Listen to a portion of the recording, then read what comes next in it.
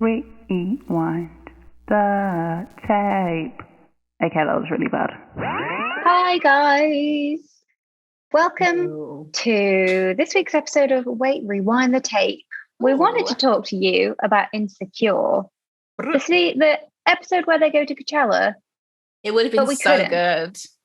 Because a streaming service that we probably shouldn't name just in case we get sued. Everybody knows it's a HBO show, though. You know where to find HBO in the UK. Yeah. There's only one place. Let's just say they've taken all of the episodes down and you can now only watch the final 2 episodes of the whole series. So that wasn't helpful. And I feel like too soon to take it down. What if you hadn't watched it all yet? Way too soon.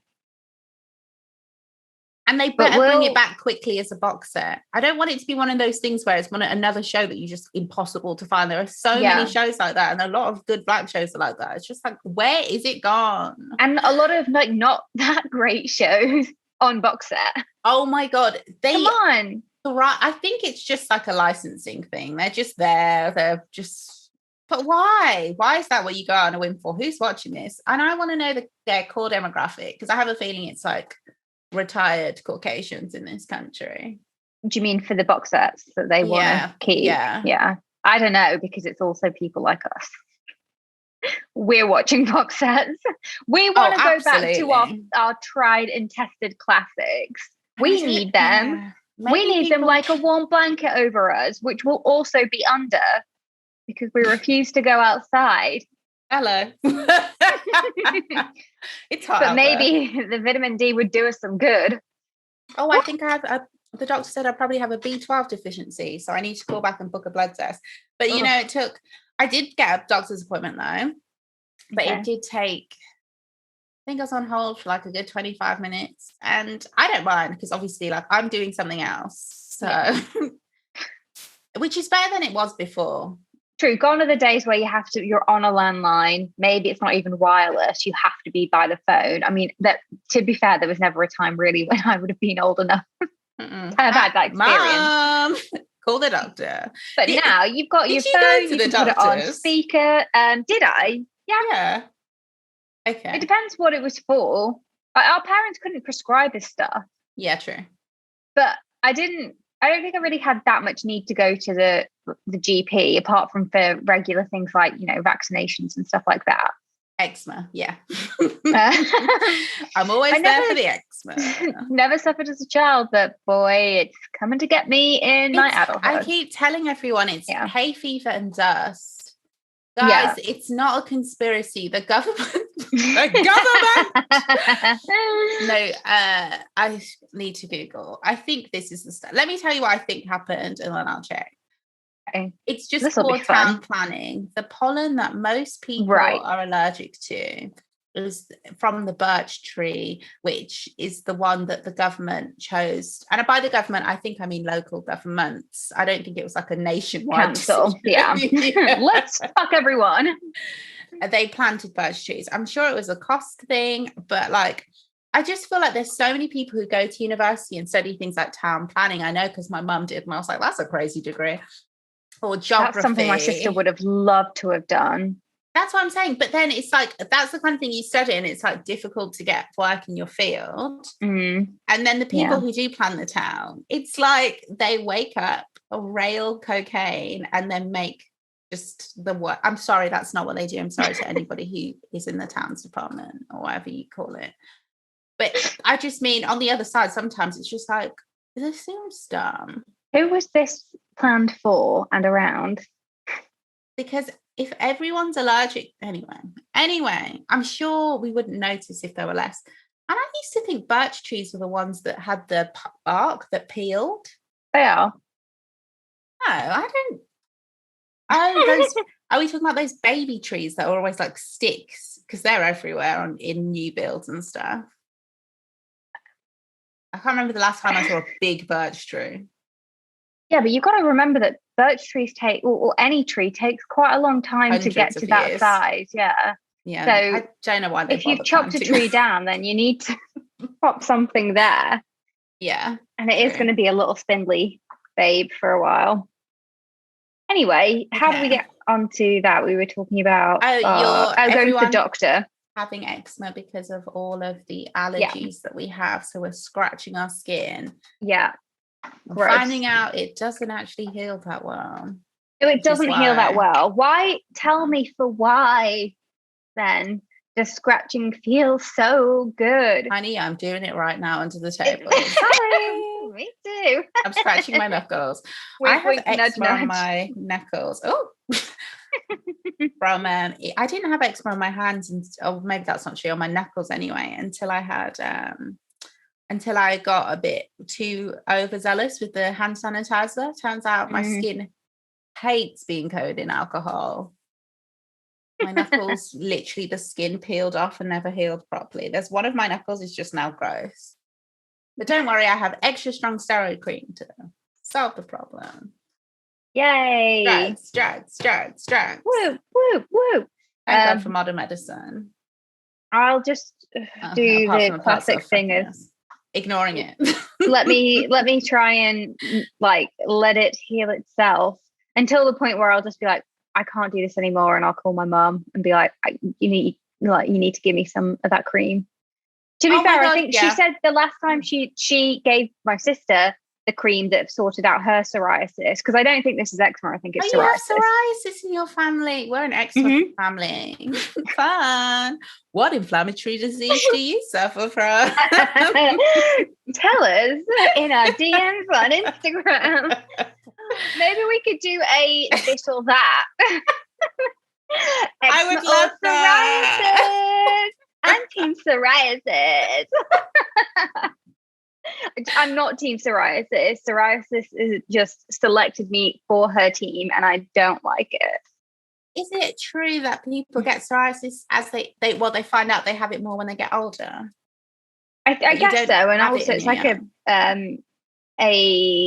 it's often for a lot of people a stress response, or maybe like an autoimmune response. Yeah, your body's inflamed, stress. You're like, relax. Yeah, but then the thing that makes it feel better should not be the thing that makes it worse. Like your body shouldn't crave the thing that makes it worse, which is scratching it red raw. I couldn't imagine psoriasis for a long time because I had a friend at uni who, while he was at uni, is when he started to show the symptoms or whatever. And then it did all sorts to him. Like apart from the patches, it also messed up his nails. Like the cells. Oh God. This is great. I've got so much to look forward to. Google psoriasis nail.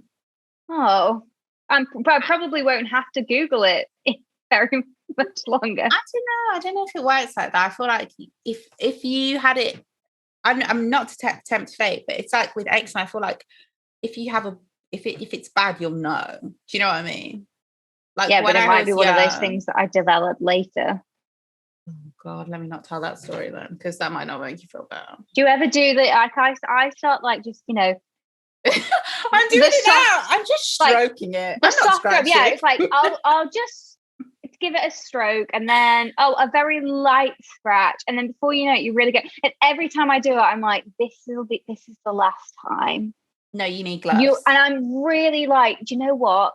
Give yourself this little treat, this one last big scratch. So make it a good one. And then tomorrow, no. You're done. It's stupid. You need the cream. I didn't realize you had psoriasis. I thought your skin was just like a little bit itchy or whatever. No, it's psoriasis. Guys, everybody out there, I hate to say it, I hope I don't sound ridiculous. If you have eczema or psoriasis, especially in the summer when the hay fever is out and stuff and the dust is killing us, just get gloves for when you're sleeping. It's so much better. I was waking I was battling with myself in my sleep and waking up I was like raw, and I was like, this isn't safe. I'm gonna get some gloves. Yeah. As always, we've started this episode strong.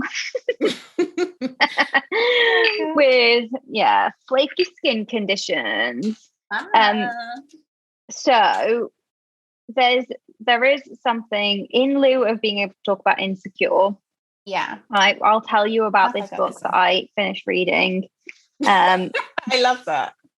We might not be able to talk about the Beyonce Coachella episode, but guys, don't worry, because we have a book. I've finished a book, and guess what? Like, of all the amazing books, I'm reading a lot this year. Of all the amazing books I've read this year, this is the one I'm going to talk about, which is arguably the worst, but it's also in many ways the best. Okay, what's it called? So ridiculous. It's called Pretty Girls Make Graves. It's Dark Academia book 1. And it got great reviews. Pretty Little Liars or something. Pretty Girls Make Graves. Really, really good reviews on Goodreads. TikTok. So I just didn't think too much about it. No, but this is the TikTok book, right? No. This is a TikTok book. This is a different book. This is like an adult book. Well, that's what I thought. Oh, by adult, do you mean like an adult book or No. I just mean like they're trying to pretend like it's for grown. No books are for grown. No. Honestly, I didn't think that this was going to be like a young adult book, but I actually am pretty sure that it is. Basically, because it's set like it's about an 18-year-old girl who goes to university. Like she gets into this prestigious liberal arts university in the UK. She's from California. And it's like a big deal. But all the people that go to this school are like, posh wankers. And it's I'll read you the blurb, okay? I'm in it. Have I already done this before? I feel like I have, but maybe I just did it in my dream. Anyway.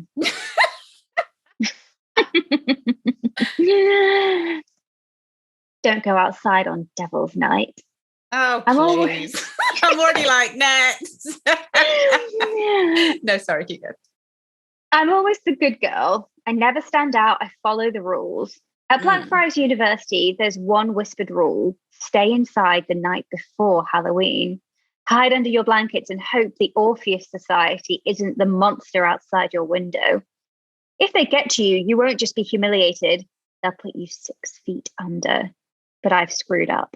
I found bones in a shallow grave. Another good girl, just like me. Now I'll do whatever it takes to get to the truth. I'll catch the eye of a cruel aristocrat with a haunted gaze. I'll tempt the dark priest with forbidden taste. I'll be their shameful little secret, their plaything, their sacrifice. Maybe I don't want to be a good girl anymore. Maybe it's time to break all the rules. This is I feel like I didn't read the full blurb when I was like, I'll get this book. It's got good reviews. It was kind of like a dark academia book. I didn't get down to like the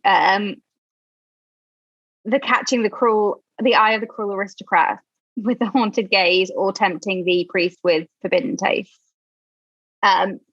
And I also wasn't expecting it to be written literally like an 18-year-old who's just verbal diarrhea onto a page. Like it's written in a way it's how you would think or maybe talk to a friend or in a diary, or it's very like so I was like, what's he doing over there? Oh my God, this weird. Makes me want to write a book because that's what it would be like. Well, exactly. It made me think, if that's what this is, and this has got rave, like a USA Today bestselling author, if this has got rave reviews, I could easily do that. I was expecting it to be written like, a grown-up novel. Yeah. Not like a kid's book. I read this within 36 hours. That's not physically possible. It is possible because it's not like taxing to read, so it's not as if you have to, it doesn't take that long to read a page, and it really is just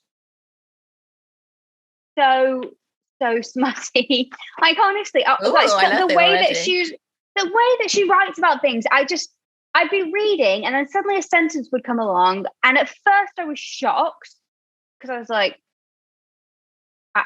what? This isn't what I was expecting. And then when you just realize that that's what this is, you buckle in for the ride and you're just reading it, and then you actually start laughing at some of these ridiculous sentences. I told you one. So imagine a book on the first page. This is the first thing you read. Actually, sorry, the first thing you read before you even get into the book. And I didn't read the whole of it because I wanted to be surprised. That was your first. Should have read this. Yeah. And it kind of made me think, actually, it is quite good that the author has included this, but also I was like, ooh, this is going to be some problematic things in this book. Okay, so it says a note on dark content. I'm writing this note because I want you. She's missed out a word. I'm writing this book because I want to give you a heads up about some of the content in this book. Reading should be fun, so I want to make sure you don't get any nasty surprises. If you're cool with everything, you don't want spoilers, then skip this note and dive in. Keep reading this if you want a bit of a warning about what to expect in the series. So straight away, she's giving you the trigger warnings. Yeah. No, I glanced down just to find some keywords and was like, I'm okay with it. Let me not ruin the book. So, okay, obviously, FYI, trigger warnings and spoilers. Do you wanna know? Just I've never seen a book before that has done trigger warning, unless it was maybe like a memoir. Okay, so there is some bullying in this first book, but our heroine holds her own. I mean, sure, really shouldn't have had to. No heroes in this story threaten or are involved in physical or sexual assault of a heroine. That's just not true.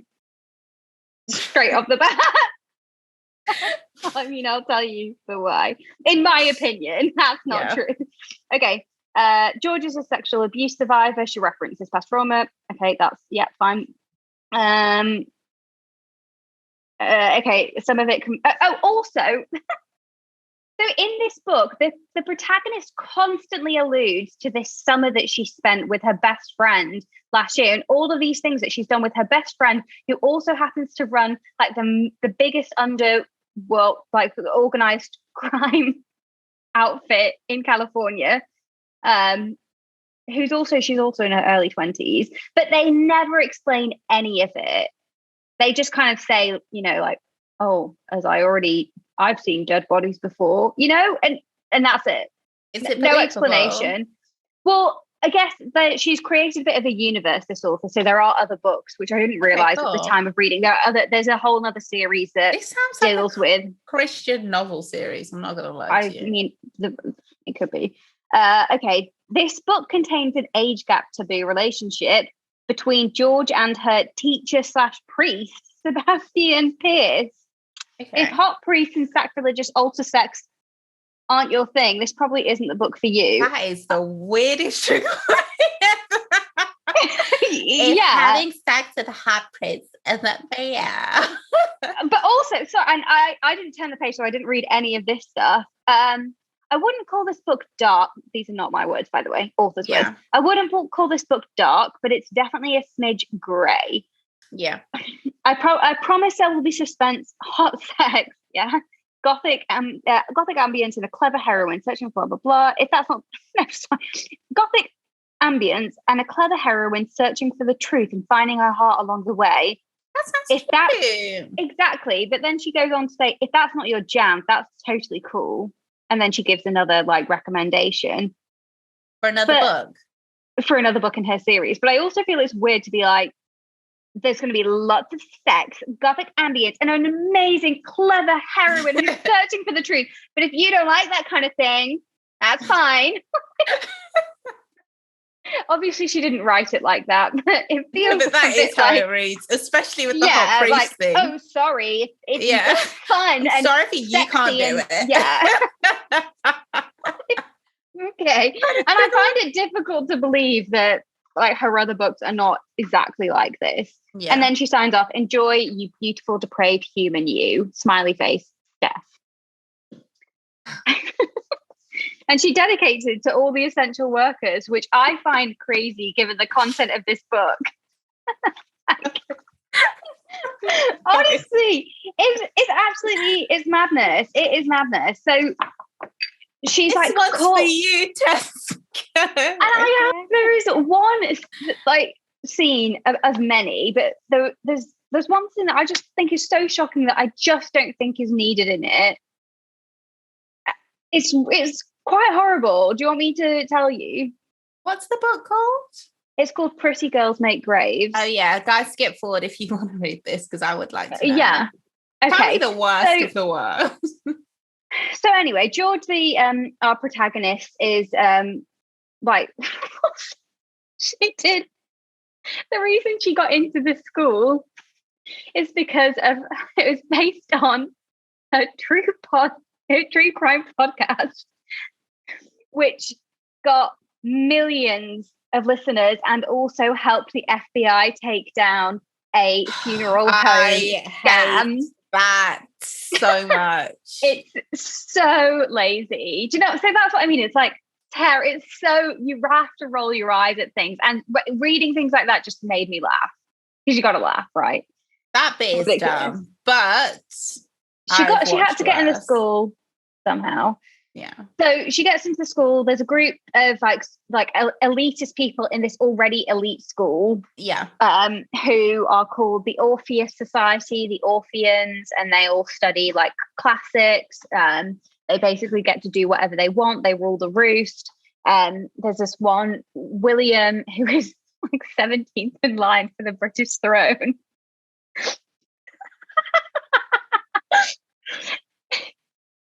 He is one of the love interests, in addition to Sebastian, who is the hot priest. And then there's also within this society, the Orpheus Society, there's this guy, a really horrible guy called Montague Cavendish, Monty for short. And he's just really nasty. And they all make George's life hell. But for William, it's actually because he's saying that he really was so obsessed and in love with her from day one. And that's why. So then I can't go into all of the details of everything. So I'm just going to tell you this thing that I thought amidst all the sex, which was just also I can't lie. As terrible as this book sounds, it also sounds good. I read it, so it was good, but also I must stress terrible. There is a scene where I think, George accidentally walks into the boys' toilets, the men's toilets, sorry. Oh, yeah. Okay. And Monty is in there and she's like, oh, shit. And he's been terrible to her, all year. And he then basically just won't let her go. She tries to leave. She won't let him go. I feel like I shouldn't say this because it's not like even like funny. It's just awful. Okay, no shade, but actually I thought it was going to be funny. Let's leave this one alone. Yeah, but there's plenty of other funny things like the sex. The sex descriptions are funny. She's always like things are pulling in her legs, like the desire, and it's very very funny. And also, who would have ever thought that any book you ever would have read on the first, or any page for that matter, but on the first page, you would ever read that somebody came face to dong with Father Sebastian Pierce. Now, when I read face to dong, I was nearly ready to just give up, call it quits, because that is horrific language. Well, not horrific. It's just not the kind of language I would have expected. It's not at all what I was expecting, even from like a young adult book. It just doesn't feel very like. But then maybe it's supposed to be written in the way that's just how this character talks. Yeah, true. And but other books I also don't want to talk to anybody who uses the word dong. So yeah. So okay, great. Now I hate the protagonist. Yeah, dong is it's a choice. not my favorite. So that's one of the books that I've been reading. And did I immediately buy the second edition? Yes, I did. I had to know how it ended because it ended on such a cliffhanger. Sorry, I thought you were reaching for it. I was like, what? I was. Is it that? I was. Yeah. What's the second book called? Okay, look. So also, you've got to look at, this is the first cover. Yeah. It doesn't look at all like what you would expect. It doesn't look like a smutty book. You kind of think, okay, cool. It looks fun. It looks intriguing. Like maybe it's a bit mystical or, something's going on there. If it had been a bit more like this cover, then I would have known exactly what I was getting myself in for. The second book is called the second cover? Brutal boys cry blood, and this is it. Oh my! So. Oh my god, that is the new Mills and Boone. Oh, I like it. It is, yeah. It must be. I think it is. Guys, and I never it's a shirtless man with a six-pack touching his chest as he looks at you. It's a very boy band lust It's filled. very arty. I don't know. It's giving me like arty, vampire kind of arty, not arty. Like no, I said arty. I'm sure. I'm surprised. I'm surprised. Yeah, it's very like a little bit shadow contrast. Yeah, but it's very teenager. Absolutely. So, but yeah, everybody get the book and support authors. And I wonder if this is. I assume that this is Father Sebastian Pierce. I think that this is probably the hot priest, unless there's another person that they're going to intervene. Yeah, intervene. Sorry, introduce. So in the time like you've read like 3 books, I'm still reading the same book. Which one's that? Another Country. Oh yeah, the James Baldwin. Yeah, and can I just say that book is? I'm halfway through and I've read 3 books. It's the same book. I didn't realize you could do that. I thought it was 3 chapters. The book is in, I think, I'm not even sure if it's in 3 parts anymore. So what? It's like book 1, book 2. So what I thought, I was confused. The story changes so much. It's a fucking roller coaster. Jesus Christ. But good, worth it. I think it's a really good book. Yeah. Like not if nothing else, just like the actual story is like gripping.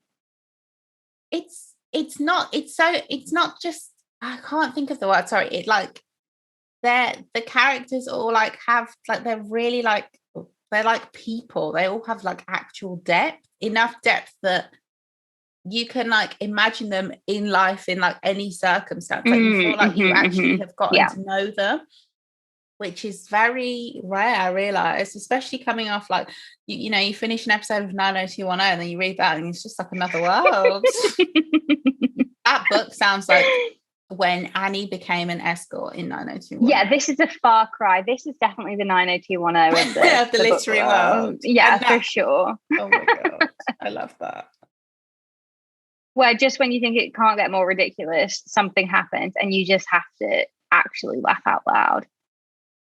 I very rarely laugh out loud. So I don't know whether what that means anything about the caliber of the book, or it's hard to say, because on the one hand you think, well, it was entertaining. I was entertained. So and I read it quickly. Like what can you and I want to find out what happens next in the story. So I guess by that barometer, it's. But with me, it would have taken me ages to get through it. So by the time I'm finished, I'd have been so annoyed. You would have been over it. Yeah. Rocket. Well, you would have forgotten things and then gone back to it and just been like, oh, God, not this bitch. What the fuck? God. Yeah, I had to binge it like I binged a series. I just needed to get it out of my system. Fair.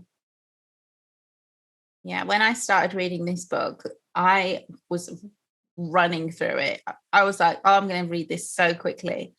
Then something really fucked up happened. Derailed me. And I was like, I genuinely don't want to spoil it because I want you to read it. I think I don't, because that is something I actually will read, unlike this one, which probably won't. No, we've talked about this before. You need because I haven't had a good old-fashioned trashy book in so long. That's a lie. I listen to trashy audiobooks, so let's not overdo it. What trashy audiobook have you listened to? You know the one, The Bitch, the Week of that. Oh, yeah. Oh my God. And I've listened to I don't want to, okay, they're not trashy. I don't want to shade anyone, but I listen to celebrity biographies. Okay. I still choice, but whatever's available. Do you know who's I really want to listen to? Mal B's. I still haven't listened to it. Yeah. Her life's been crazy. I want to listen to her. Yeah, so that's been me. Oh, I also binge watched Conversations with Friends. What's that? It's the series adaptation of Sally Rooney's novel Conversations with Friends. What happens in the novel? It's about how the lives of 4 different people become kind of entwined. These 2 very close friends at university who are studying. I think only one of them studying English. Become friends with a married couple, and one of them starts having an affair with the husband, and it's just kind of about that. That sounds like a bad idea, just generally speaking. I know obviously they didn't do it on purpose, because no one would set out to be like, oh, I'm gonna there's also a I don't know how big it is, but there's an age gap as well. Not that it's when you reading it didn't feel the same as watching it. When you watch it, it's maybe this is like this when you see something like in plain sight rather than just reading it, and you see the way that the actors or the directors have interpreted things and the intonation and whatever. It feels very different to how I felt reading it. Like a lot more like, what are you doing? Don't do it. Yeah, that's good. I was watching, I just dipped in and out, but I watched like the last 2 episodes fully. That it's a HBO show again, The Staircase. Oh, I have not watched any of it, but I have heard that there is a particular scene, Toni Collette scene, that is like particularly like scary, or gross, or how, I don't know. Gross. I don't like gore, so it just looks away, because the whole show is about a true story, an author whose wife was found dead at the bottom of the stairs, blood everywhere. Okay. And they were like, how did this happen? He's like, I was asleep, I woke up, here she was. She had been drinking, she took some Valium, and she could have either fallen down the stairs or he could have killed her. Yeah, and it's just about that. So it's like never gonna be like, but in the last it's never resolved. We don't know. Is it unsolved? It's not unsolved. It's just like, how can anyone ever know? Because there's no definitive evidence. Unless I guess he could be telling the truth, or he could be lying. We don't know. You'll never know. But unless he confesses. The thing is, why is it so gory? Because they do a scene where they demonstrate what it could have been. So they want to show different perspectives. So they show what it would have been if he'd been the one to kill her. Okay. And I don't like it's like a slow, I don't know, a lot of this stuff, even though I get it, it's like these stories are true stories. They're very, very interesting stories. But then it's not as bad as Game of Thrones, obviously, but there's always an element of like the whole gore porn thing, and it's always like violence against women and stuff. And it's just a bit like, okay. Yeah. I can see why this got picked up. You couldn't fucking wait to shoot this. But Sansa Stark's in it. What's her name? Oh, Sophie Turner. Yeah, Sophie Turner. And Colin Firth is the main murderer / potential murderer. Oh, for some reason I thought it was Matthew Perry. They do look alike in that show. Do you know what? Matthew Perry, real talk, Matthew Perry could have played that role really well. And I have never given Matthew Perry a compliment in my life. Credit, yeah. Not a single. Well, I guess I've said Chandler's like funny once or twice. But yeah, he could have played that role really, really well. Not on this one. Yeah. The other secret one. Dining out with dogs. Where me and Mango go to restaurants and try out dishes. Now that would be a podcast. Mango is screaming, let me out of it. Well, is it worth watching? Yeah, I think you'll like it, yeah. Because it's just like, forget everything else. The true story is insane. It's like, what?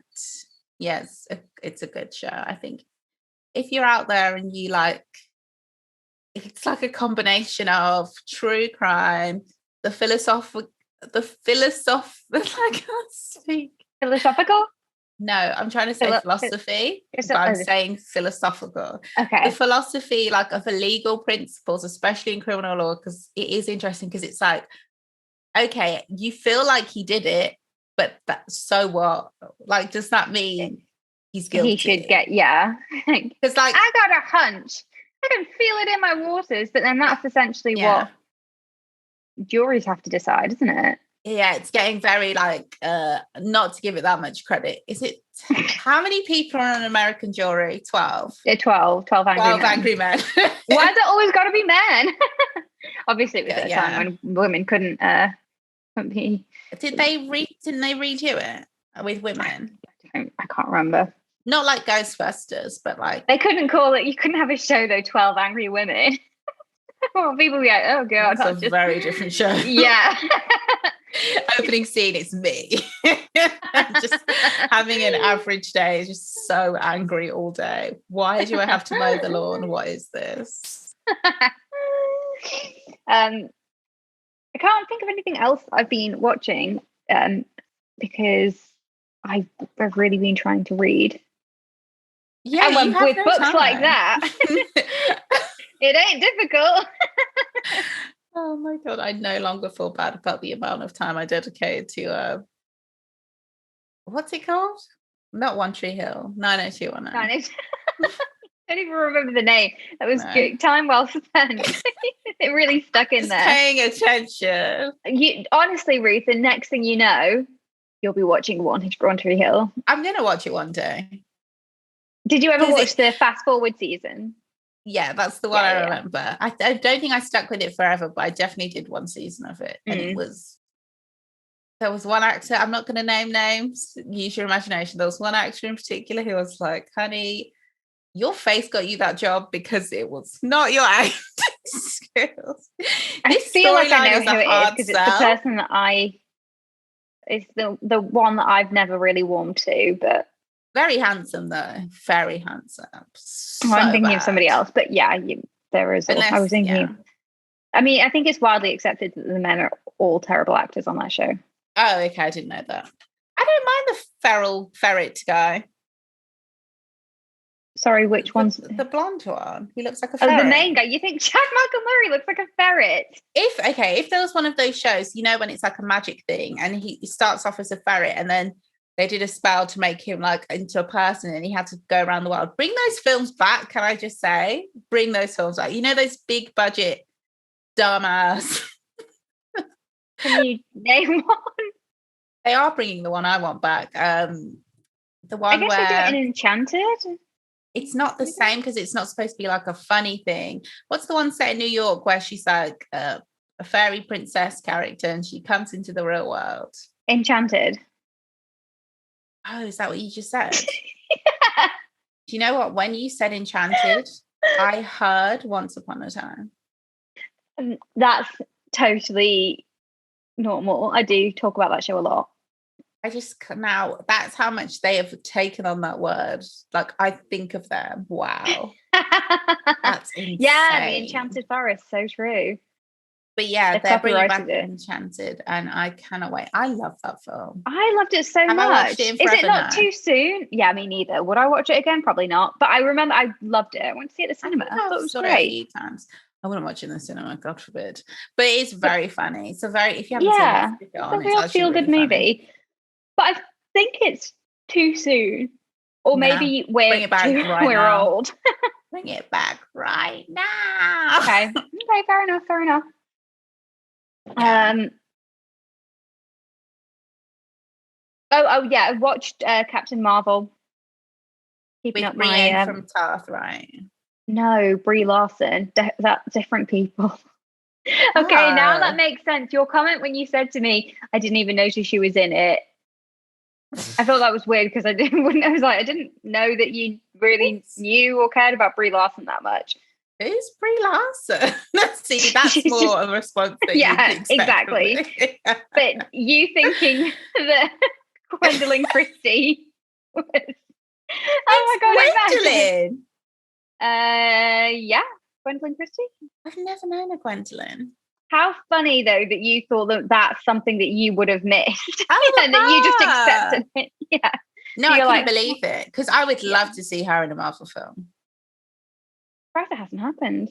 That's what I was thinking. Like, they have to cast her. Yeah. Oh, as a warrior. And there's got to be something. Oh, I watched Hawkeye as well. So I've really been getting myself into. Hawkeye is Jeremy Renner. You know who he is. He's the bow and arrow guy. Honey, I'll believe it when I see it. Okay. Like one of the main Avengers. Yeah, but like one of the lesser ones that we don't really care to have a. You can't call them lesser. But yeah, is it good? Yeah, it's all right. The cast is predominant. Is that? I like it because it also brings in other, like there's at the end, what's his name? Oh, fuck, what's he called? From Daredevil. The bad guy from Daredevil. It begins with an S. I can't remember. It looks anyway, like a real children's show, is it? It's set around Christmas. It all happens around Christmas. So I do think it has a bit more of like that's why the dog has a Christmas house. That'll be why, yeah. The fact that I didn't second guess the Christmas hat, but I was more concerned, like, why is there a dog here? What role does the dog play? Because it's not like an action dog, no shape, but it's a Labrador. So I'm just like, how did you get the role? It's a retriever. Is it? Yeah. Like I know my dog breeds. That looks like a Labrador. It does. It's like, why? The dog is the main thing I'm interested. Like, what role does the dog play? Not a massive role, to be honest. Hawkeye dog.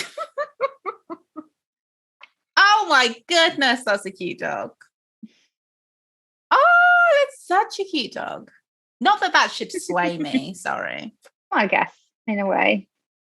Yeah, I'm sick of golden dogs. I want some dogs. I'm not, the fact that I sound like I'm joking, I'm not. I want some different dogs. I'm not joking. Yeah, can we have some more dog diversity? When are they going to make a live action film with a real fox? And guys, please do not think this is related to any of the previous sexy fox comments I've made. Like, I do draw the line of bestiality, thanks. Wait, are we talking about Robin Hood, or do you mean like the Fox and the Hound, or like Zootopia, like or what? Fox and the Hound. Yeah. No, that was too sad. The Fox and the Hound is devastating. But it's a good film. It's do you know what? I'll say it. The Fox and the Hound is better than Watership Down. The kids aren't ready for that kind of trauma. Well, they better get ready, because it's going to be a real fox too. Learn some respect for the fox. I haven't seen a hound in so long. You don't really see them in England. What? Well, I'm sorry. I'm sorry I'm not rich. I don't see hounds. Okay. But what do you mean by a hound? Because hounds encompass a lot of different breeds of dog. Particular like breed a beagle of hound. Or a... Beagles are like play hounds, right? That's the only hound I will see, but I do include them when I think of a hound. I don't mean a racing dog. What are they called? Greyhounds. I don't mean greyhounds. Yeah, they wouldn't be considered in the hound category. I don't believe. Well, why would they call them that then? True story. Why indeed? Oh my God. Okay, I did not know that was a hound. I didn't know any of these dogs were hounds except for the dog from The Fox and the Hound. Yeah. That's not a hound. Shut up. Oh my God, an Afghan hound. That's an actual hound. That's not just a nickname. I'm not sure what. That dog is gorgeous. And that Afghan dog hound's stunning. that dog is like, I'm sexy and I know it. Who has the silkiest hair? It's me, bitch. Yeah, I want one. Get in the car. We're going shopping. The Regina King of the dog world. No, this dog is so much more. This dog feels like a really relaxed, a deep wealthy 50-year-old woman who doesn't work, who made a lot of money. Very stylish. But sophisticated. So we're not talking Regina King's mum. No offense, but Regina. Shout out to her though. Iconic character. Yeah. That she was on the screen for all of like 3 seconds, and yet the impact. I know, to a point where it's kind of annoying, but shout out to her because she did the shout out to Amy Poehler, yeah, honestly. And also, what an interchangeable character. When I found out that was Amy Poehler, I couldn't believe it. I didn't the fact that I didn't realize that was her is insane. For years, she did that. Probably the best character. Some bits of that film I would delete, but it was way better than what I expected it to be. Yeah. Just because first of all, I didn't even know Tina Fey wrote it, but yeah. Do you know what I was thinking about with Tina Fey the other day? Her Kimmy Schmidt character is, I'm not just saying this, the drunk therapist is one of my favorite characters from any show ever. And I was just thinking, I would watch a show. She was so funny. And I know it's like her show, but still. Spin off. That was her best work. I know, people are going to be like, have you seen 30 Rock? Yeah. And I still think that was the best work. Liz Lemon can suck it. Suck it. That therapist was so funny. Like every single thing that therapist said was like, what are you talking about? Brilliant character. We need to do one of them. About a Tina Fey or a Kimmy Schmidt? A Kimmy Schmidt, because not just Kimmy the drunk therapist, but I can't remember his surname. Titus. They're alive, damn it. Titus Andromeda. Yes. another one of the best characters. A near perfect character. Ever. Perfect. Or actually just full on perfect. Carried the show. So you know what? The facial expressions, he did carry the show. Perfection. I would watch a spin-off show of him. Yeah. They should, oh my God, they should just do like loads of, you know how in 30 Rock they did that like reality TV show thing. Have you seen 30 Rock? Yeah. Recently? But not recently. Like it's not something. Yeah. It's just they do like a kind of like a parody of like Bravo's. Why I think it's like a parody of Real Housewives of Atlanta. I'm not sure if that's what they were going for. I mean, anytime Tina Fey touches race, I'm like, this. I don't know. Stay out of it. I don't know if you know how to do this. Yeah. You are brilliant, but you can't be brilliant at everything. Or try a bit harder if you want to go into this. Yeah. Oh my God, I love critiquing shows that are not supposed to be critiqued. Like my criticism of Parks and Rec is just like, it's almost perfect, but there's some things like that character. I've talked about this before. The sex worker character. Who is the porn star? Sorry, the porn star. That was a bad move. Yeah. Like that whole crowd. You know, like the white women. The SNL. Yeah. No, just white women. They are so anti-sex work. And I'm just always like, I'm like, why have you managed to write this? Like, I get it. Like, even in 30 Rock, there was an episode where... Was it 30 Rock? There was an episode where Liz Lemon is like sleeps with someone and then realizes he's an escort. It sounds like it. It would be. It is funny, but there's bits in it that you wince. I'm like, what is with you guys? Why did you hate And it's not even, it wasn't that long ago. Well, maybe it was. Not that it's an excuse. No, it was. Let's be fair, it was a long time ago. It wasn't long enough ago for the blackface. It was long enough ago. Oh, yeah, for the sex worker to always be the butt of the joke. It's not even. I get her react. Oh no, am I mixing that show up with? Oh my God, was that a Mindy show episode? Or were they both doing it? Somehow that feels like different. Mindy did it as well. She definitely slept, but hers was funny. Yeah, that's what I mean. It just feels different. But she's such like another one so problematic. So can you not? You're making me wince. I just want to have fun. But at least, like, you know, you're gonna get. There's a hierarchy of laughs. Like, you're gonna get way more laughs watching that than you are. Like, I can't think of anything. In a Mindy. Yeah, the Mindy Project to me is very, very funny. I hate Danny though. I hate that character. And he got progressively worse. No, I think that's what it was. At the end, I was just like, he's awful. Like, why are you writing? But then maybe it was like, well, why? Actually, let's just write it true to form. Like, let's just write it how he would be. But again, to the point where you're like, this is not needed. He's just a dick. He can go. He's not even really there for the child. He's a terrible father. Can we just? Did they end up together? She marries the nurse. Yeah. But then does she stay with him? They get? I don't know. I think they split up. Who was also Jake from One Tree Hill? That's where I know him from. Weird that I'm sure he's done other stuff, but it is weird that I remember that. Yeah, but a show like that, you'll always be honey, you can be the biggest star in Hollywood. You will always be Jake from One Tree Hill, the guy that had a kid when he was still a teenager on the basketball team. Oh my God. That's why I hate that show. It's like, no shade. I don't want to watch white people in middle America playing on their basketball team and talking about it so seriously. Yeah.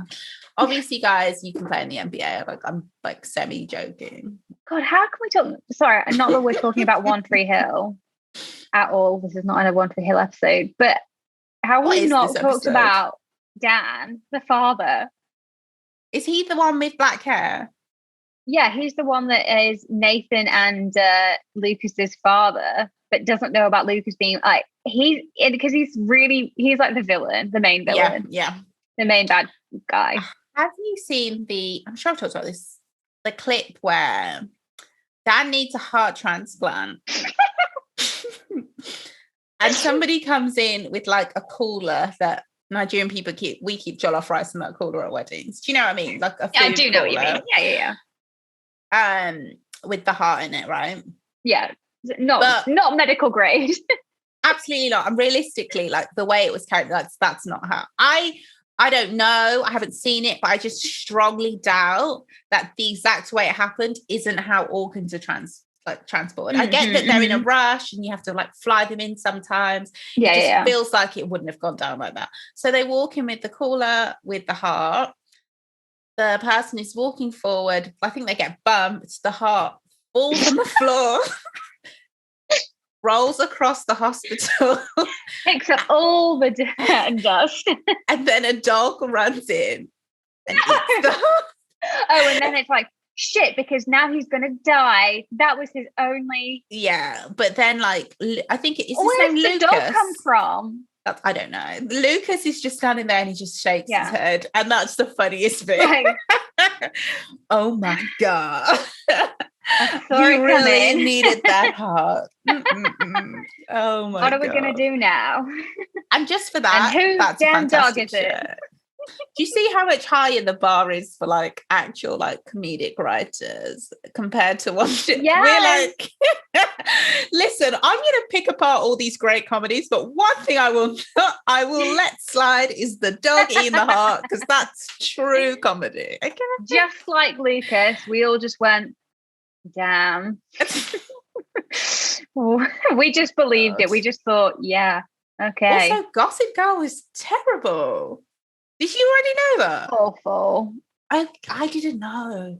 I mean, I think it's looking back on it now, thinking about really the plot line. Awful. There's like one good performance. Oh, do you mean acting wise? Everything. Like everything. Terrible. Yeah. I couldn't. Also, you can't watch it again because I rewatched the pilot. I refuse. No, I wouldn't even rewatch the remake. I think I'll watch the remake eventually. Maybe if I get really ill and I'm in bed, God forbid. But I need something to like light. It would make me angry. I don't, because I'll probably. No, I think I've done my time with those kind of shows right now. It's just like with the best will in the world. I don't know how much more I can take watching the same old rich thin. I don't know, but they did mix it up slightly. You know how they're doing it these days. They'll be like, here is somebody of a different ethnicity. But it was ethnicities and like gender orientations as opposed to body types, I felt. Yeah, and then it's like, here's one person who is slightly bigger than everyone else who will get bullied online, but and it will be known. 12. Yeah. It's like, okay, cool. Great. Yeah. Speaking of that, shows like that, we do need to do the Euphoria. Episode. Yeah. I just need to watch it full stop. I'm not watching the whole thing. The whole series. Are we just going to steam in and be like, here's our hot take on this one episode about everybody, honestly, right? I was going to say, there's 2 episodes you can watch back to back that we could do standalone. Like, it feels like a film. Yes, Euphoria fans will be furious, but fuck them. Euphoria fans, are you listening? There's so many of them. Please don't get them on our case. There's so many of them. I haven't seen a show shut down the timeline like that. Well, probably since Insecure. Really? Were they? What, Euphoria? No, but do you think Insecure was on that same? Yeah, for me, because you got to think, everything in my life, your timeline, I am the exact demographic for Insecure. There is no show apart from that I can really see spoilers from, unless it's like Love Island, which takes over the internet. Or no, Love Island actually does take over the internet. It's on soon. We might have to do an episode. Transatlantic as well, because one of the British shows, right, that the Americans have just really. I thought you meant they were doing a crossover season. I was like, now finally they've got some ingenuity back. Sorry for clicking. I know that sounded awful on the mic. My bad. Yeah, that would be a good idea. When are we going to get into producing reality? You need to watch that show Unreal to get a real case of what being a producer is and how terrible it is for everybody involved. It's probably not like that, or it probably is. I guess it depends what show. I've already told you this when I met somebody I went to uni with who was like a friend of a friend was like became like a reality TV producer, and I was just asking her about it. But I just like, that was before I knew that was like a job. I was like, what? That's because when she said she worked in TV shows, I was like, oh my God, obviously you'll want to work in, like, I don't know, you want to be at HBO, right? Yeah. But now I'm older, I'm like, no, reality TV, even though I guess it used to be, and I'm not saying it's still not unethical, even though it has the ethics are blurry, reality TV must be so much more fun than, like, it must be. Like, imagine being on The Real Housewives, and it must be so fun. Yeah, I guess. Yeah. Compared to being on, like, probably more like show. LOLs that you get. Yeah. I think you just, different people, different strokes for different folks, as they say. Do you remember the show Different Strokes? The name rings a bell, but I don't think I watched it. It's like a really, really famous show. Gary Coleman, who used to say, "What you talking about, Willis?" He was, sorry to anybody who knows what I'm saying. They're like, that's not how he said it at all. But okay. Him and his brother were adopted by, it's a classic American white savior story, were adopted by like a wealthy white man. He was quite nice, to be honest. He was endearing. And they're the only 3 characters I remember. I think he had a daughter as well. And yeah, it's just like about them. And like Gary Coleman's character was like the main like comic relief. He was cute and funny. Gary Coleman, as he got older, child stars. Yes. Well, not personally, but yeah. From a distance, yeah. Yeah. I sometimes feel like maybe it'll be crazy. Maybe child stars are actually fine. Maybe as they get older, all of the like obsession with them, maybe they go off the rails because of that, not because they were already off. Do you know what I mean? I know that's not always true. Everyone has predisposed issues. Growing up in the spotlight, unprotected, God knows what that's like. Yeah. But sometimes I feel like maybe they'd be fine if you left them alone. I don't know. Not always, but I feel like people get really obsessed with child stars. We don't have we don't have that many control cases to be like, well, here was a child star. We left them alone. We didn't bug them. I feel like, well, not to me, but I've realised in America, the the Bailey sisters, Chloe and Hallie.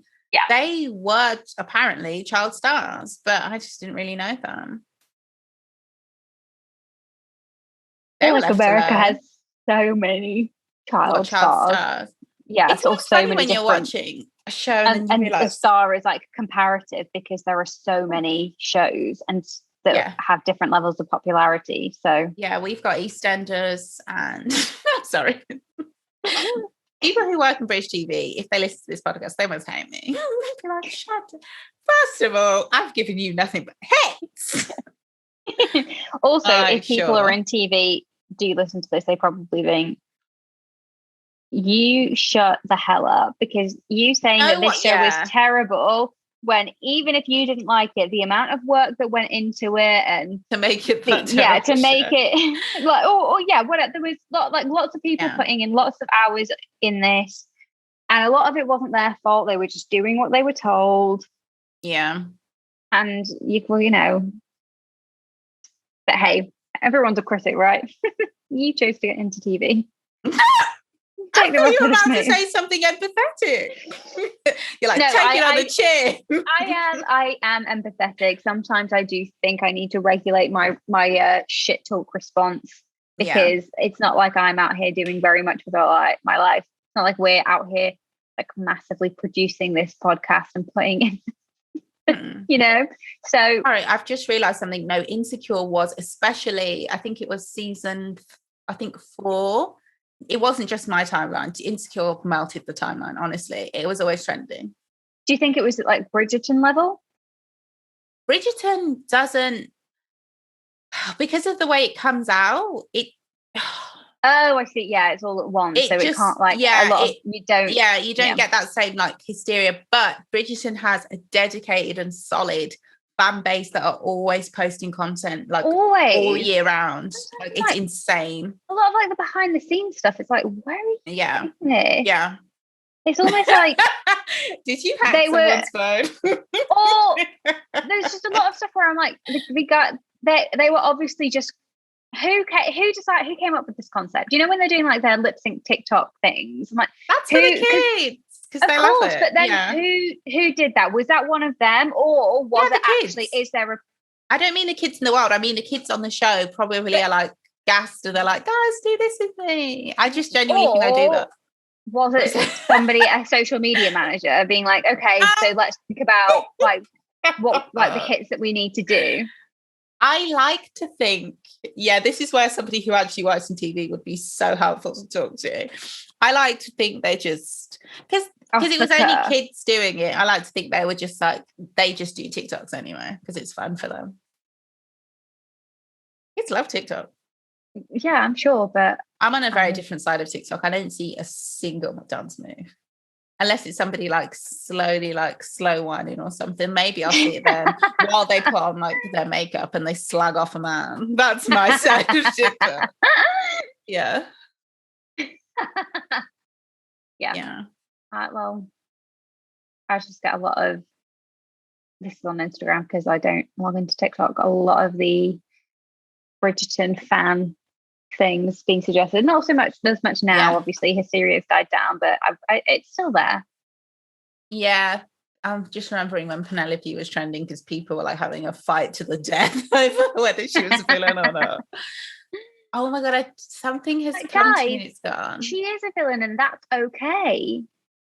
Yeah, it's okay. We need villains. Don't like, fine. Doesn't mean that we hate her. Well, I guess that's exactly what it means. It doesn't. Yeah, except for you. Me? Yeah. I don't know her. You do hate her? Do I? I don't know. I can't remember. I have never said that. One thing we know about me, I know I'm a fucking liar. And the thing is, I don't know I'm lying because I don't remember anything. No, I will. You can't. That's a lie too. I remember things I say. No, but not everything. No, I flip-flop. So I love, one of my favorite things about listening to me on this show is like, I go from one extreme to the other within no 30 warning. Yeah. Sometimes we have to sound things out. Yeah, you know, and to get to think about what it is that you think, and then when you've sounded it out, you actually realize that you aren't qualified to have an opinion on the matter and probably should stop talking about it. Yeah, that's usually how it ends. Yeah. Issa Rae's new show is coming out though. She's got a new show. Tell me more. Yeah, it's going to be called, I'm saying it like I know. It's public knowledge, guys. You can Google this. I don't have an excuse. Hot take. I've got the inside scoop. And the thing is, I promise you I'm going to tell you all incorrect information. It's called Rap Shit, I think. Ooh, no, it's not. Rap Shit. Or is it rap? Rap is in R-A-P or W-R-A-P? Rappers. Who women from Miami? Sandwich raps. No. Sorry, I'm only saying no like that because she has it's called Rap Shit. Okay. Because she has a music label, it wouldn't make sense. If she had a food truck, which also wouldn't surprise me, I feel like she would have a food truck. She also has an Airbnb. I should send you the link. It's you can't book it at the moment. I don't know if they did like a collaborations thing where people, I don't get it, but her Airbnb is cute shit, as you can imagine. She is a woman that knows that she's got to diversify her income pot. And she just can, because ultimately we just want anything to do with Issa Rae. Yeah. Honestly, TV shows she's given me excellent. That shampoo and conditioner she invested in, I told you, like, it's the only shampoo and conditioner for me now. We're picking up what you're putting down. Yeah, and it's mineral oil free. Oh, yeah. I can't have oils in my hair. Not when I'm washing it. I just need get it out. Give it to me clean. Yeah, because at the moment I'm like out of shampoo. Oh my God, I've got my conditioner. You know, when you put loads of water in it and it's like 70% water and you don't get, and it still works. That's the crazy thing. It made me realize I use way too much conditioner. I use like 4 pumps. I don't need 4 pumps. I just like I know what you mean. I feel like I need to get enough of it not lather, but you can't. That's the coated. thing. But I do that too. But you don't need that. You need 1 pump, and if you just keep working it, same. No, but that's just a lot of work. It's not. Now that's the thing. Now I don't have it. I realize it actually takes the same amount of effort as it does to pump and lather.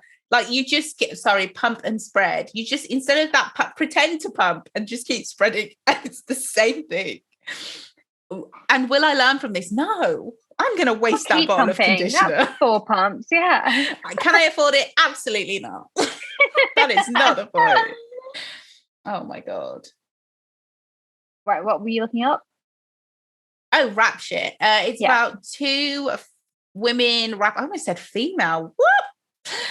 2 women rappers from Miami. 2 I think females? They're trying to make it in rap. I don't think they've made it yet.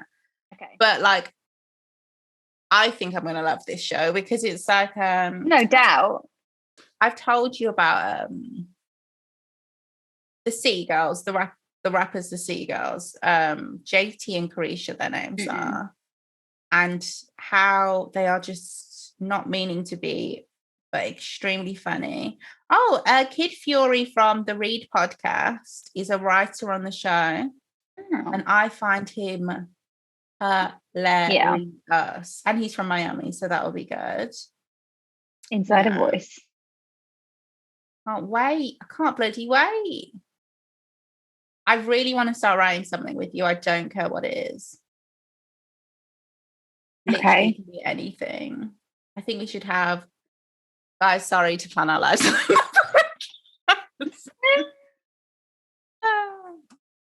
Maybe when we take we can document it. No. Our podcast break, we'll have our hot literary girl summer. Oh my God, I would love to. But you're going traveling. Well, let's see. Only for 3 weeks. Although I do want some other holidays outside of that. I need to get in like 2 years worth of holidays. I'm still convinced we're going to Lisbon. Oh yeah. Convinced. Yeah, we should. Okay. Yeah. Yeah. It's like it feels like it's already booked, but it very much isn't. Honestly, I don't know why, but like looking forward to our holiday. I hate to be that girl. I feel like June, like not even just June, this week, I've just suddenly felt like I have loads of money, and I don't. I just feel like I do. I've also if you feel the abundance, and that's what you're attracting. No, I think I've just realized that I'm really kind of falling back into depression again. Yeah. So I'm just going to lean into my spoiled girl summer. I'm not even that spoiled. But I'll also oh my God, I had a dream last night. So I've only done it for 2 days. I'm doing this thing where when I wake up, because I have really bad morning anxiety again, but I read something that told me why. Apparently it's something to do with I don't know, is it cortisol that your brain releases, or is that a skin thing? No, cortisol is a hormone, stress hormone. Apparently if your brain is flooded, if you can't sleep and you're worrying, that's how something to do with that. And then when you wake up, that's what gives you the panic. It's a chemical reaction. It's nothing else, which doesn't make it feel better.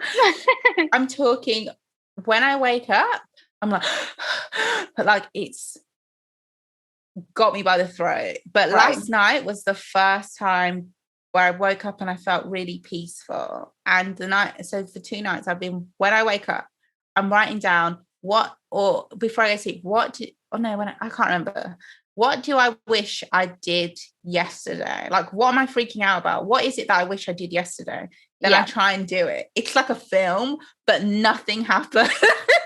Wait, you try and do it what, in your dream or in the day? In the day. But I see. Yeah. Right.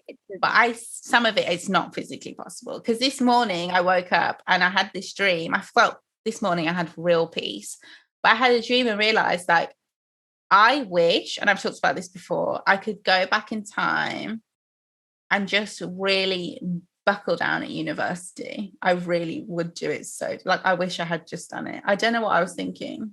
Yeah. No, I don't blame myself anymore. I just think I know what you mean. I went off the rails. I really went off the rails, and I wish I hadn't. I wish I'd stayed on the rails, but not I wish I'd been so good. I just wish I'd kept my essence of working academically.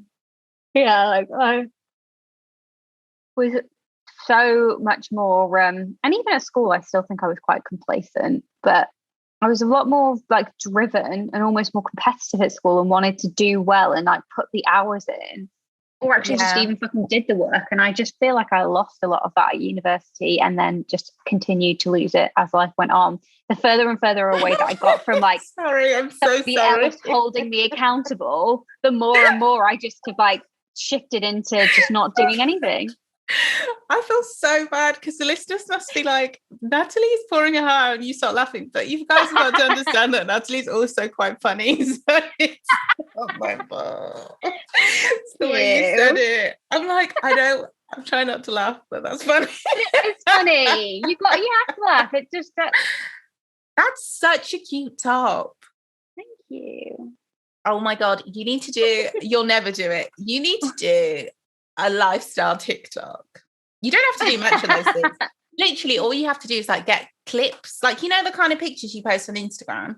But instead of a still, it has to be a 3-second video. A little maybe a swill of a glass of wine, or a shot of what you're wearing. Doesn't even have to have your face in. And then you just put it in and it chops it up to music. And I think your account will be really good. Probably not. Yeah. Maybe I'll do a few media management. Won't do it for our account. Not you, I mean. I won't do it for my own. But if you do need a part-time social media manager for my personal brand. Yeah, pay me in Roso. Yeah. The problem is that we've just figured out that I'm no longer that young go-getter. Nobody wants that. Other people like me don't want to see that shit. Okay. Every time I see somebody trying to motivate me in any way, do you know what I do? I click not interested, and I never see that account again. What would you like to see? Here's me doing nothing at home, Yeah, I just like I like a little montage of things that I think are aesthetically pleasing to a very calming song. I like that. And I also like people just talking like about like their lives, their mental health, as long as they're not doing that thing where they're trying to be a therapist, which is terrifying when they're not, even when they are sometimes. Like I have my select few therapists that I follow, and the rest of you can kick rocks. And that's it. Yeah, the rest of you should follow these people and get help. My favorite therapist will stitch some of these therapists and be like, "This is terrible." Yeah. Oh God! Here's 10 reasons why this is not trauma informed, and I'm like, I don't know what either of you are talking about. But I love it. Educate me. Yeah, and let me regurgitate that in a really garbled and terrible way. When I'm drunk to a friend who needs professional help. All of my friends. Yeah. But they're also smart enough to take me with a pinch of salt. Okay, I think we are we should round out this episode. Okay, we're gonna have to end on a sad note. We're gonna end on a bum note. A bum note? What's a bum note? A bum, like that's a wah wah wah, or a sad note, like a wah, wah. Sorry, that was a thumbs down. This is serious. That's what I mean. It's a bum, like a bum, like a bum note, like an off-key note. Yeah, like not a joyful, happy ending. Sauce, guys. If you wanted joy, then skip to a different episode. Well, there podcast. First, maybe let's talk about the bald cunt. Okay, let's save that for another episode. Basically, guys, in England, we don't really have, for employment law, you have tribunals. You don't have like in court cases. So a tribunal, you'll get like a group of either judges. Sometimes it'll be, I want to say, employment lawyers. But they sit together and they discuss the case. Union reps, maybe they'll be there. No? I think they can give evidence. I don't think they can make law. It's like, make law. Right. Yeah. Because also very boring, but because we live in a common law country, the judgment becomes the law. Whereas, like, say in America, the statute is the law. Yeah. Whereas the judgment sets the precedent. Yeah. What here the cases do.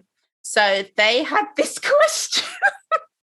They had a case. Okay, so a man was called a bald cunt at work. And now some context.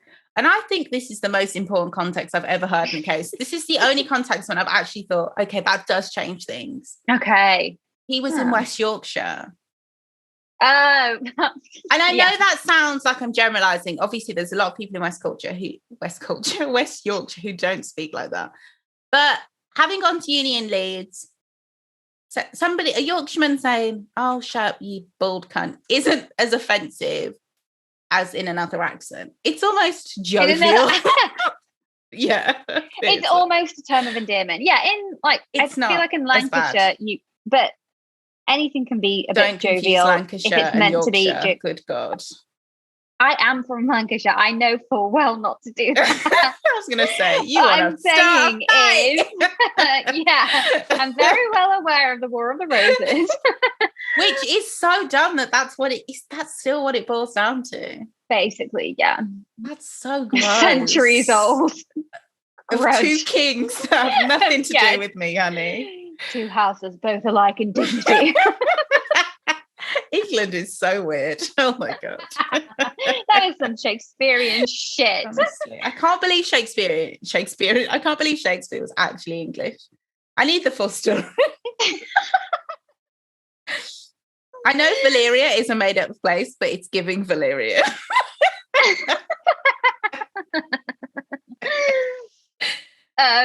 What was I going to say? Basically, I feel like it's not just Yorkshire where bald cunt would be considered the vernacular. Yeah. But the person who was called a bald cunt was offended. And rightfully so, because as much as I hate to admit this, you can't, foul language is offensive and can upset people. Yeah. I remember I've said this before when I was trying to explain to a housemate that, yes, I hated when I called her a twat, that it was more colloquial than she could understand. And she was like, no, she wasn't having it.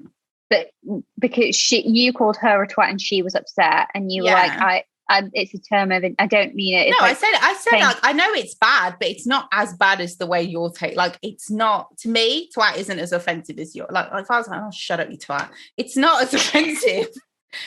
It was bad. It was bad. It was bad text message. I was like, listen, honey, I don't know what you're crying about. Okay, I could have called you much. That's not what. Okay, scratch that from the record. I will not be going to jail for a verbal abuse. A lot of people just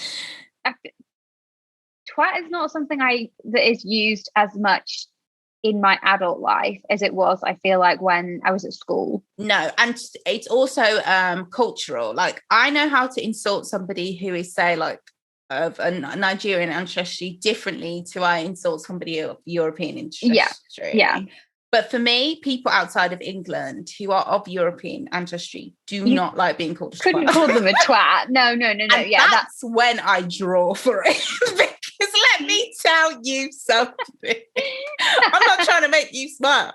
But it's not so much that. It's just like, it's still, I do think, as much as insult, like, I do think you have to respect other people's culture both ways. But like, when I say culture, I don't mean respect European culture. I mean, you do have to respect that, like, some people don't. Context as well. Like, the context of saying of twat here is more like, I feel like it's a level up from dick, but a level down from cunt. That's exactly what I was trying to explain. Like, I didn't even go there. It's a bit strong, but I could have called you a cunt. You're a silly twat. I can't remember how I said it, but she really was, man. She was pushing my buttons. Sorry, I shouldn't laugh because that sounded like it was probably quite a traumatic. It was horrible. Because the thing is, like, okay, from her perspective, I called her a twat. From my perspective, she made my life hell, called the landlord on me. They ambushed me in my own home, spoke to me like I was a child, took her side. I was locked outside the house. She wouldn't let me in. I had to call a locksmith. And then she called the landlord and told them I changed the locks and took away the key. She was insane. But from her perspective, she was always selling it from her perspective. Yeah. So yeah, me calling her a twat is bad. She's like, you call me a twat. And she gets to say that. But you, in ways that I cannot prove, ruined my whole year. Like, I had to... it got to the point where I was like, after that landlord thing, I was like, I'm moving out this house. The black landlord said to this white woman, if she screeched, because I was raising my voice because this woman was saying all this stuff that wasn't true. So obviously I lost my temper. Do you know what he said? He said, if she speaks like that again, call the police. Call the police. No. In Hackney. Hackney. Yeah, not safe. You've got to get out. So do you know what I did? I made a call and I just moved out. And this is the same landlord that I was like, okay, while I've been living here for years, I need a letter just to say I've lived here for years, because we're not always under contract. We rarely sign contracts and they last 6 months, but I've lived here for almost over 4 years, I think it was, by the time I moved out. Mm-hmm. They said, no, they can't do that for me. Why would I need that? And I was like, because when I'm going to other houses, it's good to show them that I am a reliable, I'm self-employed at the time. I'm self-employed and I've got the money and I just want to, like, make sure. But they were like, no, sorry, we can't do that for you. There's so many things that those people did that were so messed up. But the second I call somebody a twat, oh no, but when I call you a silly twat, but you know what? That's why I hate stuff like that. Like, why is that the straw that broke the camel's back against you? And it's like, I get it. That's offensive, but that's not fair because you've done loads of things that I can't. How do I explain what you've done? It doesn't. Do you know what I mean? Why did I call you a silly twat? Why don't we investigate? Why don't we look into why you're a twat? But yeah, calling that guy a bullshit. What I'm saying is, I understand from his perspective. If somebody I don't like calls me a cunt at work, I'm losing it. I am losing it because that's not cute. But on the opposite perspective, I can also accept that is a colloquialism. But and because what's the context of, like, why did he do it? When was it? It doesn't go into it. Okay. Because the case was basically to decide whether calling somebody bald constitutes sexual harassment. Which, tell me, in my humble opinion, it does not. It's not even that. Why would that come up? Like, why? Because just a load of people are being like, wait a second. Yeah, the article can was we shady get in as on hell. Sexual harassment? Can we, what can we get? This is what I hate about English Law, because when you're reading these cases, and I'm sure it's the same in all countries, when you're reading the reasoning of the cases, you're like, you guys, they only see things from their own perspective. They're all white men. They internalize everything, and the rest of us just have to live with it. So the article being shady was like, they were bald men themselves. So it's like 3 bald white men. They themselves were bald cunts. Deciding if one white man calling another white man a bald cunt was sexual harassment. Is being called a bald cunt bullying? Yeah, arguably, 100%. Sure. Is it offensive? Prejudice? Yes. Yeah. Sure. Yeah. Maybe not. Well, no, it is prejudice, but that doesn't sit well with me. I don't want to give. I don't. It is because you don't want to give them that, but no, because they're like, okay, a man being bald does maybe affect your self-esteem. Maybe you can be bullied. But it doesn't impact your job. It doesn't. It might, because some people might think that you might. It depends what the rest of you looks like, though, as well. It's not just. Sorry, this is going to sound really. No, what I'm trying to say does. It's like, if you were a bald man and you were wearing a suit, then that would be one thing. So it's not. It depends. It isn't solely just the baldness that people are making a judgment on. If you're a bald person and you maybe looks like you're a bit of a quote unquote thug, but that's my favorite. That you're gonna look like there are other factors contributing to that. Least of all, you're bald. Like, I mean, I see what you mean. That also comes into some people might think that you were like maybe a Nazi. Yeah, but not if you're just bald. That's when you have a shaved head. That's not when you're bald. So it doesn't make sense. It just doesn't. Okay, yeah, but what are we saying is bald? Somebody who like hair bald is when you have hair loss and you can't help it. That's what they were saying basically. And I agree that, like, say for example, if you're an athlete and you're not like hot and a whole full head of hair, if you're an actor and you're not hot and you're with a full head of hair, that being bald can impact your earnings. But you being a white man, for example, you're already earning way more than everyone else with your fucking bald head. Yeah. So shut the fuck up. How many people do you know? Like, you can think of actors who are genuinely bald, who are still making bank, who are white men. I can't even really think of like any not non-man, if that makes sense, that is bald. Because if there was a woman would have to cover that up to get roles. Do you know what? It's just like, this is your.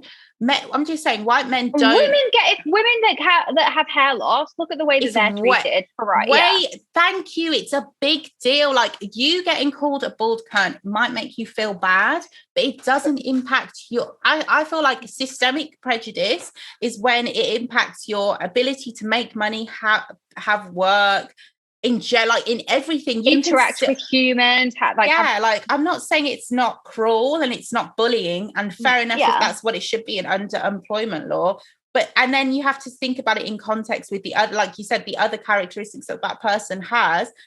But it's not on its own enough to label it with other forms of prejudice. There isn't that much prejudice. We've got to remember that is actually protected by law, and it's really hard. And so we're protecting bald men, but not all the other things. That's fucked up. Employment law is actually the slippiest. That it's sexual harassment. So that's when it gets mad. That's what we call an overstatement of harm. So you can say this is bullying. You could argue that it's harassment if it was continued. Can you then say, what's sexual about your bald head? Somebody tell me. And their reasoning was that calling a man bald is it's prejudice because it's an affliction that mostly affects men, which just sounds like a lie. That's like not why it's prejudice. It's prejudice because of beauty politics. It's not prejudice because men are the least affected by baldness. Yeah, and when I say affected, I mean the way baldness can affect your life. Not sufferers. That's not the right word, no. And not afflicted by. Yeah, and it's like, where's the statistic data to back what you're saying up? Where is it? Because when anybody else comes to an employment tribunal about any other protected characteristic, race, sexuality, you're all like, oh, I need more evidence. I need more evidence. No one can win a discrimination case. But because you're bald, well, we can tell. We can just make out because I've had a bad time being bald, and people make fun of me. I don't like it. Therefore, and then they said it's the equivalent of a man staring at a woman because she has large breasts. Which, as a woman with large breasts, who has to navigate the workplace, that is just not true, and that is so offensive. This is where, as a lawyer, I would pull up an episode of Mad Men and they'd be like, okay, you have to get out, because I'd be like, look at how these bald men are treated and look at how Joan is treated. Please tell me. I don't see Joan looking at these men's bald heads salivating. They don't know what it means, and hopefully it gets overturned. But employment law in this country is a messy situation. Sorry to all the employment lawyers out there. It's just that I'm going to actually put the link to the article in the bio, because I just thought that was the once in a while, and by once in a while I mean once a week, I find a case where I'm just like, everyone is mental, and the reason they can get away with being mental is because the law is so vast and complicated that how could anybody keep up with it all? Not so long ago, you sent me an article, and I think we did speak about it, about a man who has been evading being prosecuted and being arrested, but who has been harassing women for the best part of 10 years. Insane. And also, that was insane. One of the women that he harassed, Gina Marston, she is a women's rights activist, and she actually campaigned to change the law to make upskirting illegal. Yeah, that was Theresa May's only good thing that she did. That is crazy that she had to campaign for years to get that done, and yet these people are now saying, well, maybe baldness is a metric for sexual harassment. Come on. And it's because they personally have been hurt by it. It's not that. It's just being so I'm not saying they don't hate women. They definitely do. Sorry. I'm not trying to correct you, Natalie. I agree. But it's also like, it's being so, when you read the reason, you're like, you're so self-absorbed. You only see things from your perspective. You're the dominant and privileged person, but you only see yourself as a victim, and you don't see other people having to campaign and fight for their rights as you don't see that and think, I'm grateful for what I have. You see that and think, I'm the victim, and you try and make yourself the victim. And it just shows how little empathy you have for other people, that you think that you being bald is set to come to that conclusion. And it's also like, how are you a lawyer? You are fucking dumb. No shade, but to me that just, if nothing else, shows that these judges are not very smart. You are not fit for purpose. You are dumb. You are a dumb what's gonna fucking happen plank of wood. This gets made into law is that there will be cases where a man in the workplace actually is leery and actually sexually harasses somebody. A woman will lose it and will just say to him, just fuck off, you bald cunt. And she's the one that's going to get put in front of a judge and have a tribunal against her. Yeah, because it's like the same thing. Legally now it's an equivalent, but hopefully... Well, no, because they'll be like, oh, we can't really prove. You said that he looked at you funny, that he made... But everybody heard you. Breathed on you, but we have eyewitnesses that say... I've been in so many situations where it's like, I know I'm in a really hostile racist environment, but when I try and vocalize it and everyone's like pretending it's not like that, and I'm like, oh shit, my whole argument falls apart, because it's like, I don't have any evidence. My evidence is like the way you look at me, the way you sneer at me, the way you laugh at when I talk, the way you think all my ideas are dumb and wrong. And they're kind of like, but all your ideas are dumb and wrong. Do you know what I mean? Like, I can't. That's just you not having good ideas. Yeah. It's like the constant gaslighting is insane. Yeah. People stop using that wrong. It's very stressful. And it's just like, I just find it difficult to empathize with anybody, let alone a bald judge who thinks that they have a giant breast on their head. What about the fact that they don't even think about things, they're not considering things. Men have breasts. Men have breasts, you fucking idiot. What are you talking about? Oh, everyone has butts on their chest. What about it was sexual? Where was the threat of sexual harassment or sexual violence in this? It doesn't make sense. It doesn't make sense. I'm just sick of false equivalence. I'm sick of men. I'm sick of England. And I'm sick of stupid people believing that they're smart because the systems they've built are so fucking prejudiced that they act. Do you know what I've realized this week? Oh, there's this girl from school. I'm just going to say, I fucking hate her. She's a Tory. She works for the Tories, right? And I was thinking about her and I was getting annoyed because somebody put her into my feed because she got married. But it's just like, how can you be friends with that person? And it's not even just that. It's like that kind of person, their whole entire lives will believe that they are deserving of everything they have. They believe they're the smartest person for their job. They believe the rhetoric they hear. That's what pisses me off the most about these people. It's just like, it's not bad enough that I can't have anything or get anything. I then have to like watch people who I know are fucking morons being places that I'm just like, that's a dumb person. Yeah. And I can't believe I ever thought the world was different. I feel so stupid for having any hope. I know that sounds so bleak, but it's just honestly how I feel. Yeah, I'm like the opposite of Michelle Obama today, but yeah, shout out to the Obamas. You need to listen to Miracles / When We Believe. Because you know who's dead? Whitney Houston, rest in peace. And that upsets me too. Yeah. Sometimes, I'm not going to lie, guys, I know I'm raising my voice. When I think about how Whitney Houston died, I get so mad. I get angry. It pisses me off. And I know it shouldn't be. It's because it's slightly irrational, but it pisses me off. I need to take a bath. I hate the bath. No, I can't. Oh my God. That's how Whitney Houston died. And I didn't even mean that. I did not even mean that. Jesus Christ. Oh, life is depressing. Okay. Yeah. So the really depressing note I wanted to end on was what happened in America in Buffalo. I just wanted to I don't know. I don't even know what to do. I mention it. I didn't want to not acknowledge that had happened. So I feel like everybody knows. If you haven't, there was a shooter in Buffalo who was targeting Black people specifically, and he killed 10 people.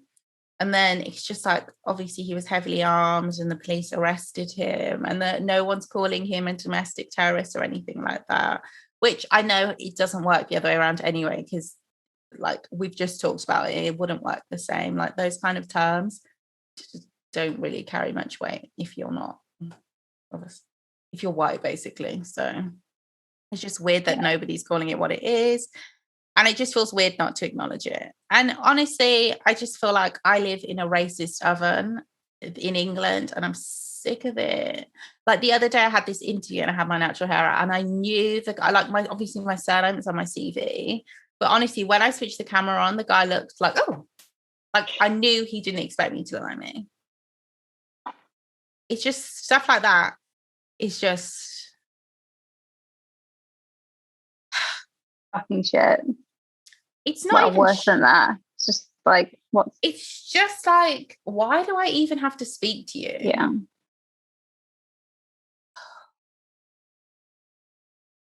There can be 10 people in a room, but if one person believes, shout out to Gaga. I love that speech. I love that speech so much. There could be 10. She just get. Is it even 10 people in the room? Was it 100 people in the room? It could be 100. You know. Yeah. There could be 100 people in the room. There could be a lot of people in a room. I love the way she just went around re-delivering it and didn't even act method actress. By the way, didn't even act like it was old, it was oh, I loved it. That was my favorite Gaga face, was the week that she was doing that. Inspirational. Honestly, And also the kids have found, do you remember when Gaga went to an award show in, I guess, man drag, if that's what it's called? She went dressed as a man in character and stayed in character for the whole award show. Drag king? I don't know. I've never heard that term, to be honest. Yeah. Yeah, the kids have found it and they're like, who is he? And It's Gaga. And yes, it was funny when she did it. Okay, I'm done. What a terrible episode. If you stuck with us to the end, thank you so much. Yeah. Why don't you go and like us on Instagram, because that's where we post all of our funniest memes that we don't create. We're not a meme factory. I feel like I'm doing very well with the memes lately. What do you mean? Like, I feel like there was a time our memes were just like the reason for Instagram, for the, the 11 people who viewed them. We were giving them live. Now I have heard that. Yeah, but we're not serving it. We're not giving it to them. No, but it's not like, I feel like I'm just trying to more find like peaceful joy in the sun. Sorry, I'm a hippie now. You want to stand in the sun? No, because look how the only people who ever talk about being in the sun are obviously Jake and Olivia Sunny in the sun. Yeah. And then True Blood, do you remember that episode where they were like, I want to walk in the sun? Not me. This isn't for you. When Bill became the savior, that was interesting. It would have to be Bill, wouldn't it? Yeah, because like that means Godric was God and Bill was Jesus. Okay, sure. Sure. Yeah, that's it. Yeah, these episodes always random words fine. Have a great week, you guys. Yes, enjoy your week. Enjoy your time. Enjoy your life. I'm joking. Don't call people both cunts and don't call them twats. Okay? Yeah. Don't be stare at people's kind. breath. Hashtag be kind. And that's a wrap. Bye. Rewind the tape. Okay, that was really bad.